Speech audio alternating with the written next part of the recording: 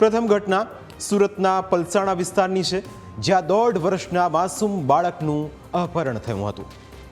27મી સપ્ટેમ્બરના રોજ સાંજે 7 વાગે તાતી થૈયા શાક માર્કેટમાં શાકભાજી વેચવાની બૂમાબૂમ વચ્ચે 1.5 વર્ષના બાળકનું અપહરણ થઈ ગયું, જેને લઈ બાળકના માતા પિતા રડતા રડતા પોલીસ સ્ટેશને પહોંચ્યા।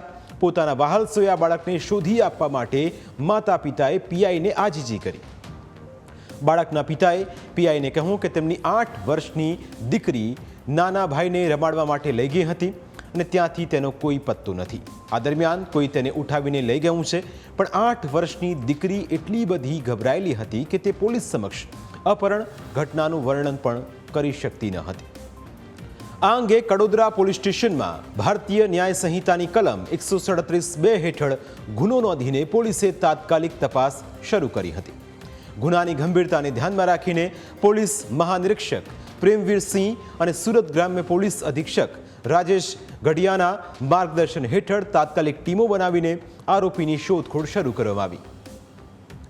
બાળકને અપહરણકારની ચુંગાલમાંથી છોડાવવા માટે એલસીબીની 3 ટીમ, એસઓજીની 1 ટીમ, પેરોલ ફ્લોરની 1 ટીમ અને કડોદરા પોલીસની 3 ટીમ મળીને કુલ 8 ટીમ કામે લાગી હતી। ઘટના સ્થળના ફૂટેજ અને ટેકનિકલ ઇન્ટેલિજન્સની મદદથી તપાસ શરૂ કરાઈ હતી। પોલીસની ટીમોએ સીસીટીવી ફૂટેજ અને બાતમીના આધારે એ શોધી કાઢ્યું કે અપહરણકર્તા રીટા શર્મા અને તેના પતિ પ્રદીપ શ્રીરામ શર્મા મૂળ યુપીના વતની છે અને તેઓ બાળકને લઈ પોતાના વતન ભાગી જવાની ફિરાકમાં છે। પોલીસે તાત્કાલિક સુરત અને બારડોલી સહિતના રેલવે સ્ટેશનો પર સઘન સર્ચ ઓપરેશન હાથ ધર્યું અને તેમાં સફળતા પણ મેળવી। પોલીસે બારડોલી રેલવે સ્ટેશનના નંદુરબાર પ્લેટફોર્મ પરથી અભ્યાત બાળક સાથે છુપાયેલા આરોપી દંપતીને ઝડપી પાડવામાં સફળતા મેળવી।